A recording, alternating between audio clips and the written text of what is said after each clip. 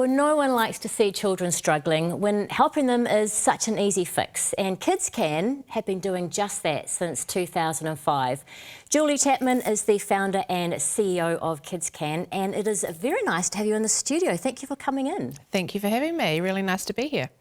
So you have been doing this since 2005. Can you tell us the heart behind Kidscan? What's it all about? Yeah, so Kidscan is an organisation that provides support for children living in hardship. Our philosophy is that education equals opportunity, and so we want every child, regardless of their background, to have the opportunity to go to school, to participate and to learn and reach their full potential. So we provide the basics: shoes, clothing, food, basic health and hygiene items, just to level that playing field. So that sounds like a massive undertaking to me, and obviously you didn't start out doing that. So where did you start? How did it all begin? Yeah, so in 2005, Kidscan started in my garage at home.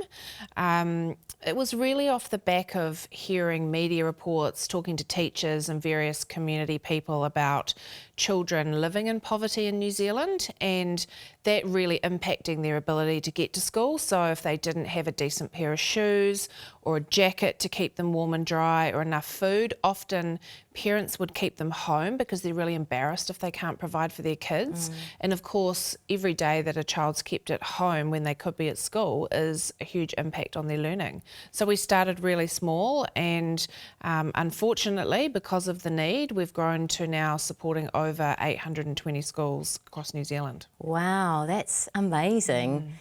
So for those watching or even listening to this, it's hard to comprehend poverty, especially if you're living in a nice warm house and you're working, you've got a job and you can provide for your kids, you can afford to give them after school, I don't know, swimming lessons and what have you. How real is the poverty? Can you talk us through a day for somebody, for a child that is living in poverty? Sure. I guess, winter in particular is a really tough time for children and their families that are living in poverty.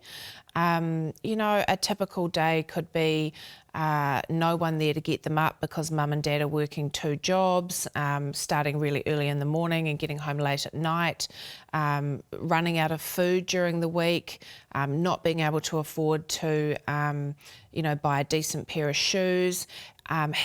For families, it's having to make those choices that no one should have to make on a daily basis about whether to pay the rent, whether to put food on the table.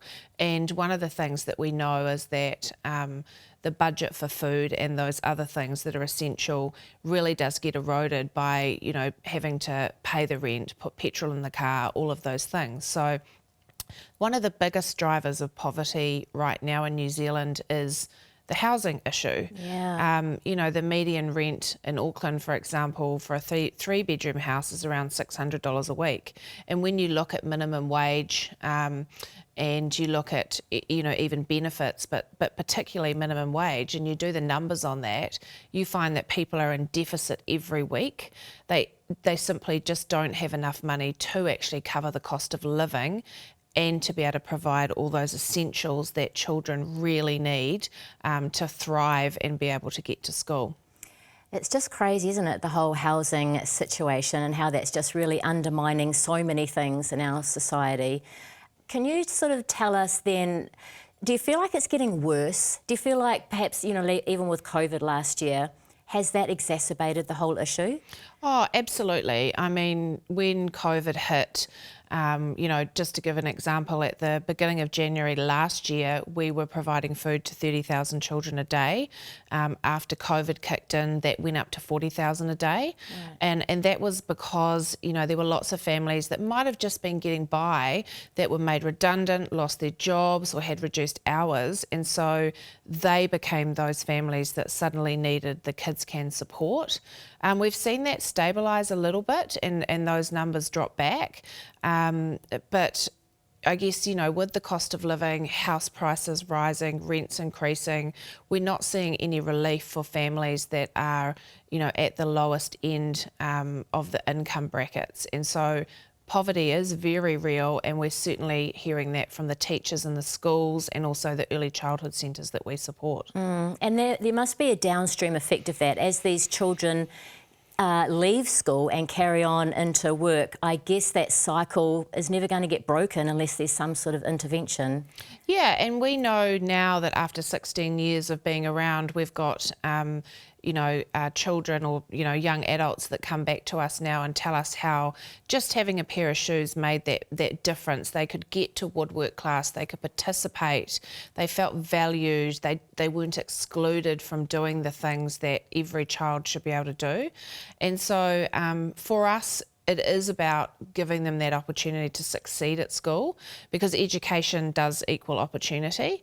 And if you're at home or you're arriving tired, cold, hungry, wet, sick, you're starting a running race, 50 metres behind everyone else. So for New Zealand, it's really important that everybody understands that there are families and children that are less fortunate, and we can do everything that we can to help support them. Yeah, I love that. So you've got different campaigns running. Can you tell us a bit about those? Yeah, well, as I said before, winter's a really tough time for families and children. So right now we've got 4,000 kids waiting for support through Kidscan.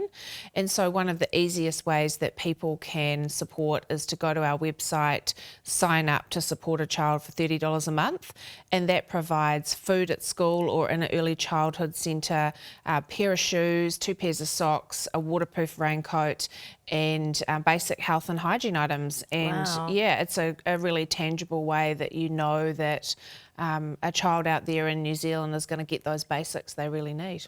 So you can do $30 a month as one-off donations? Yeah, so absolutely. You can do a one-off donation. You can get your group of friends or colleagues together and do fundraising events for Kidscan. You can sign up to support monthly, as I've just talked about, and you can find all of that information on our website, which is www.kidscan.org.nz. Nice. Thank you so much, Julie. I love what you do. Thank you very much for coming in. Thanks for having me on. Thanks.